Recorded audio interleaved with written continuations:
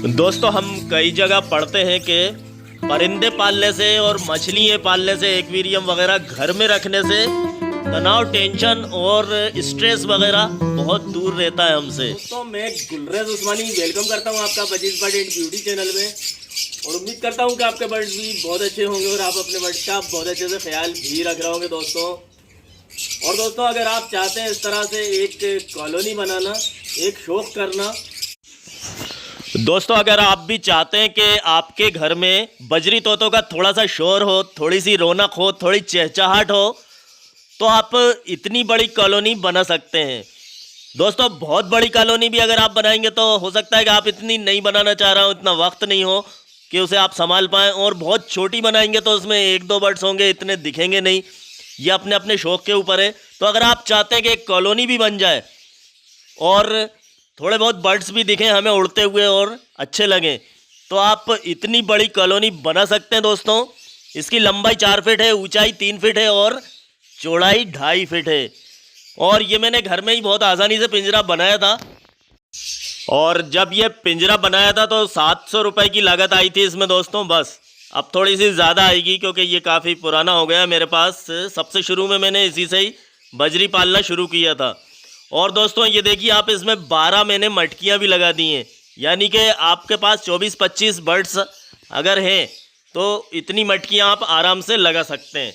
और इसमें 12 मटकियाँ भी हैं और बर्ड्स भी आराम से उड़ रहे हैं, आपको दिख रहा होगा इधर से उधर, कोई परेशानी नहीं है। अब दोस्तों, आपने पिंजरा तो बना लिया, अब आपको बर्ड्स छोड़ना है। तो मैं तो कभी भी ये सलाह नहीं देता हूँ कि आप इकट्ठे बर्ड्स लेके आइए। आपको क्या करना है कि 2-2 4-4 करके लेके आना है और फिर आपको अलग पिंजरे में छोड़ना है।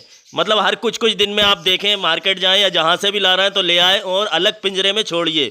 15-20 दिन अलग पिंजरे में रखिए, फिर इसमें छोड़ दीजिए आप इस कॉलोनी में। और जब वो अच्छी तरह से एडल्ट हो जाएं, अगर पट्टे थे तो जब बहुत सारे हो जाए 25-30, तब आप मटकियाँ लगाइए दोस्तों। और जब आप मार्केट से बर्ड्स लाते हैं दोस्तों, तो फिर उसे अलग रखने का ये फ़ायदा होता है कि कहीं बीमार वगैरह हो तो 15-1 दिन के अंदर हमें मालूम हो जाता है कि वो बीमार तो नहीं है और अच्छा खासा है, तो फिर आप कॉलोनी में छोड़ दीजिए।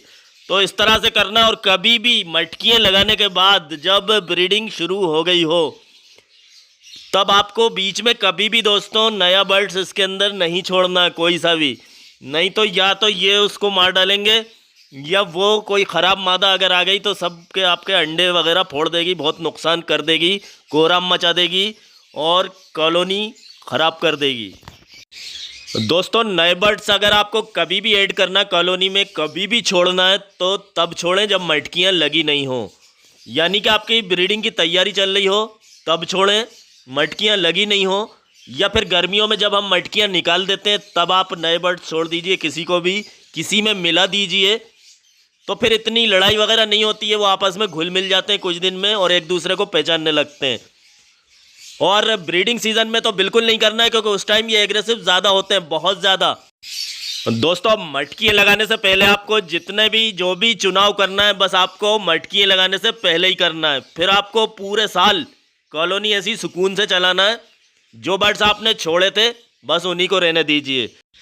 और जब इनके बच्चे निकलेंगे और बच्चे निकल के अगर बच्चों को जैसे आपने उसमें रहने भी दिया तो वो एडजस्ट हो जाते हैं। बच्चों का कुछ नहीं करते ये इतना, लेकिन नए बर्ड्स को ये बिल्कुल भी एक्सेप्ट नहीं करते हैं। और ख़ास तौर से मादाएं तो बहुत लड़ती हैं आपस में, एक दूसरे को मार के फेंक देते हैं ये। और जैसे इनके बच्चे निकलें और बच्चे मटकी से बाहर आके, और देख लीजिए आप 10-1 दिन देख लीजिए, मटकी से बाहर आने के 10-15 दिन तक आप अच्छे से देखिए कि वो अच्छी तरह से खाने लगें, दाना खाने लगें। दोस्तों, जब वो दाना अच्छी तरह से खाने लगें तो उनको आप अलग कर दीजिएगा। दाना अच्छी तरह से खाने का मतलब ये है कि सेल्फ हो जाए, खुद दाना खाने लगें। माँ बाप से फीड लेते रहते हैं कुछ दिन तक, कभी कभी ये नीचे उतरने के बाद भी।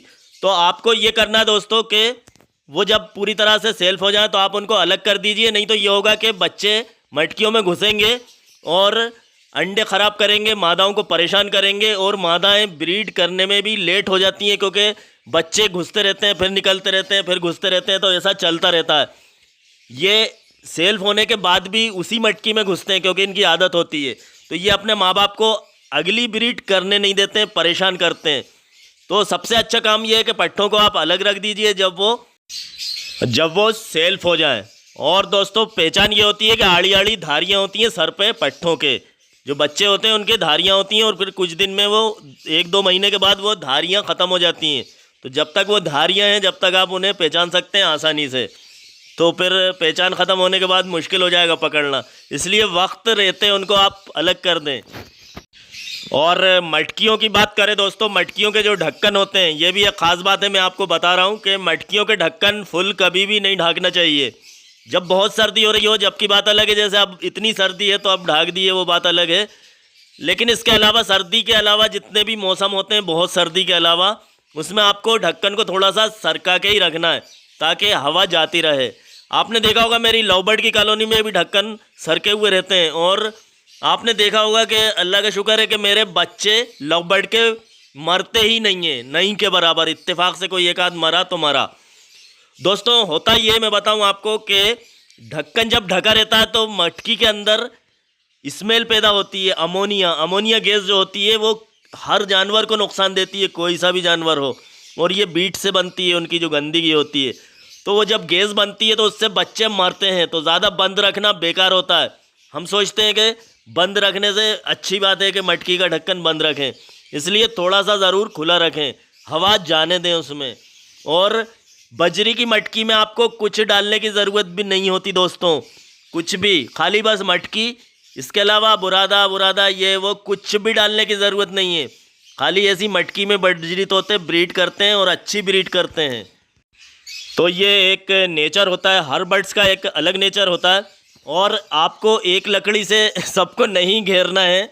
जैसे लव बर्ड पाल रहे हैं तो हमें बजरी भी उसी तरह से पालने लगे, या हम पहले बजरी पाल रहे थे तो हम लव बर्ड को भी उसी तरह से पालने लगे, ऐसा नहीं है। जो बजरी को दे रहे थे वही लव बर्ड को देने लगे तो ज़िंदा तो रहेंगे, ब्रीड भी करेंगे थोड़ी बहुत, लेकिन वैसी नहीं करेंगे दोस्तों जैसी करना चाहिए, कुछ भी मज़ा नहीं आएगा आपको।